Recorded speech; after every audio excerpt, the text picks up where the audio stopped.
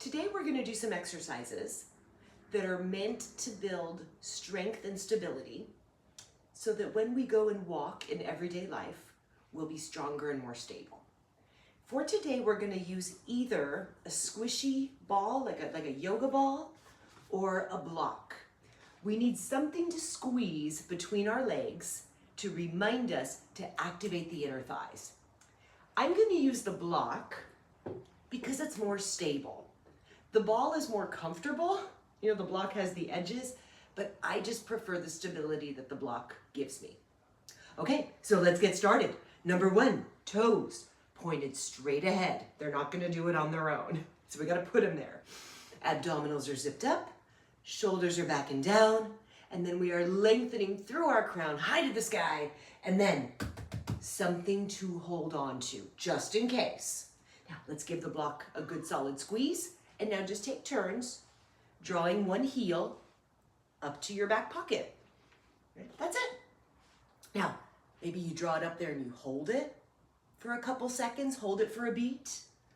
Maybe you draw it up there, hold it for many seconds, I don't know.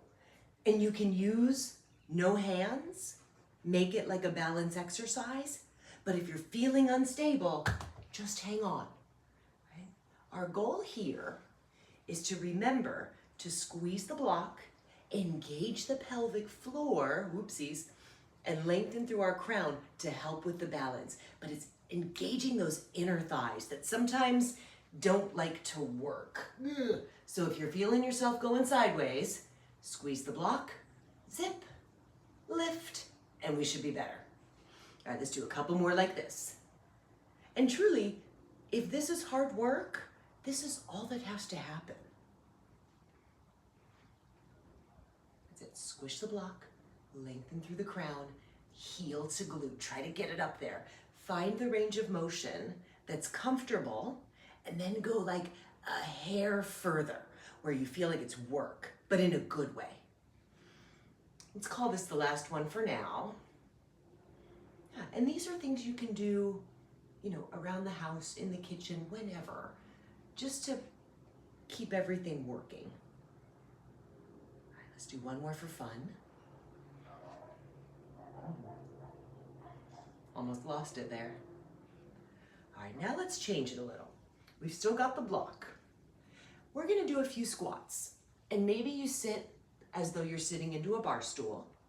Maybe you go real low, right? Like you're sitting into a proper chair. That's up to you. And this can be all that happens.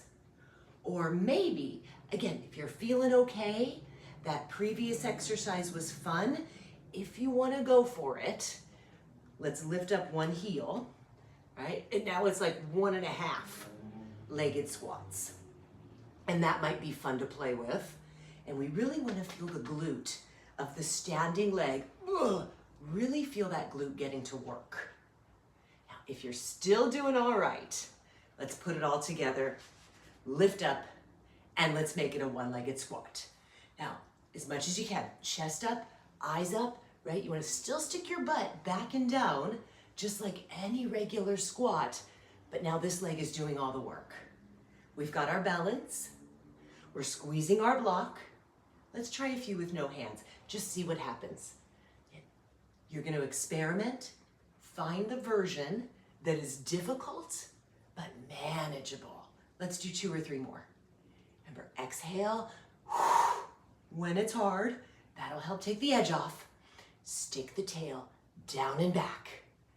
Feel the string on your crown. All right, last one for luck. There we go. All right, we need to do the other leg though. We don't want to be lopsided. So we've got our primary foot, our lifted heel foot, our abs, our crown, our big breathing. Let's get to work, right? So it's just press mainly into this leg. And here's the thing with these one-legged squats. This is a little exaggerated. It looks a little weird, but fundamentally, when we walk, this is what is happening. Because as you are mid-stride, one leg has to do all this work. It has to push your body forward. So these are excellent exercises in addition to your regular walking. And as we do more of these and get stronger at them, we're gonna be better at walking. We'll be able to walk faster. We'll be more stable.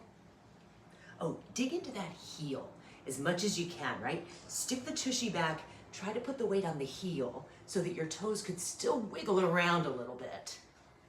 All right, 1 or 2 more. That should be more or less even on both sides. Again, lengthen, grow. Last one. And there we go. Whew. Single-legged squats.